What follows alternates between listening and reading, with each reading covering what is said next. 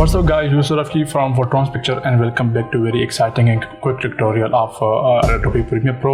तो आज हम देखेंगे कि आप स्पीड के साथ किस तरह से काम करेंगे। तो मेरे पास एक वीडियो है और मैं चाहता हूँ इस वीडियो का सीक्वेंस बन जाए, ठीक है। तो मैं इसके शुरू में जाता हूँ और फ्रेम्स को यहाँ से सेलेक्ट करता हूँ।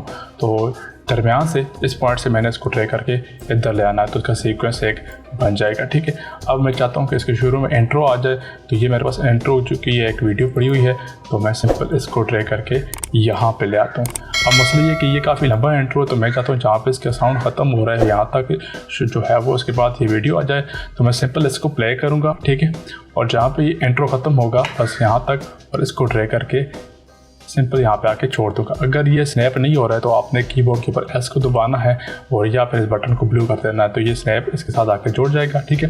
और देन आप ये देखते हैं कि इसका साइज़ के मुताबिक ये जो है इंट्रो इससे स्केल में थोड़ा बड़ा है, तो उसको थोड़ा स्लो जो है वो छोटा कर देना है, ठीक है। ये आप इसके बिल्कुल इको साइज़ को हो गया, ठीक है।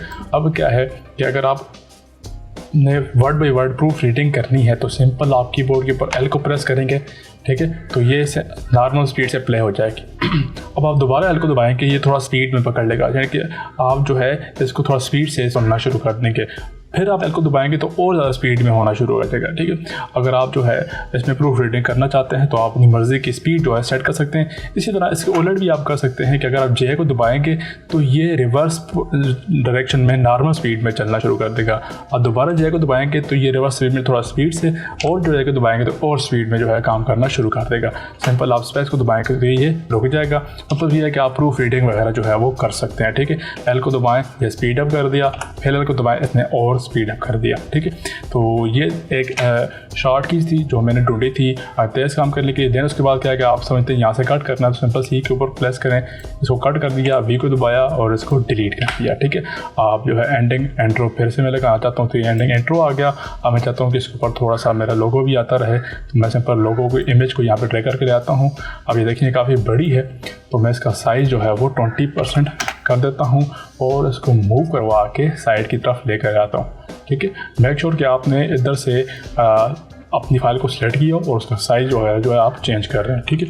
मैं 15% कर देता हूँ और ये आप देख सकते हैं कि इसका जो पॉइंट है आपने सेलेक्ट कर लिया और इसको आपने पूरी वीडियो के ऊपर फैला दिया इस तरह से, ठीक है। अब आप जब देखेंगे तो वीडियो प्ले भी हो गई, ठीक है, और साथ में यहाँ पे लोगो भी आ गया हमारा, ठीक है। अब मसला ये है कि आपकी नॉर्मल जो ऑडियो होती है उसमें जो है वैल्यू और -6 तक आनी चाहिए यहाँ तक, ठीक है। तो आप पहले करें तो ये -6 तक कम अज़ कम आनी चाहिए, लेकिन ये नहीं आ रही। तो उसके लिए आप सिंपली क्या करेंगे कि यहाँ पे इफेक्ट्स पैनल में सर्च करेंगे हार्ड, तो ये हार्ड आ गया। हार्ड लिमिटर का इफेक्ट जो है ऑडियो के ऊपर लगा देना है, वीडियो के ऊपर नहीं लगाना। यहाँ से एडिट बटन को ओपन करेंगे, ठीक है, ये आ गया आपके सामने। आप वीडियो को प्ले करें और यहाँ से इन बूस्ट जो है इसको ज़्यादा कर दें, तो ये आप देखते हैं कि वैल्यूज़ जो है वो बढ़ चुकी हैं, ठीक है। तो इस तरह आप देखेंगे किस तरह से आप स्पीड अप प्रोसेस कर सकते हैं। तो ये कुछ टिप्स एंड ट्रिक्स थी, उम्मीद है आपको ये पसंद आई होगी। अगर आपको पसंद आई तो लाइक करें, शेयर करें और चैनल को सब्सक्राइब लाजमी करना है। मिलते हैं अगली वीडियो में।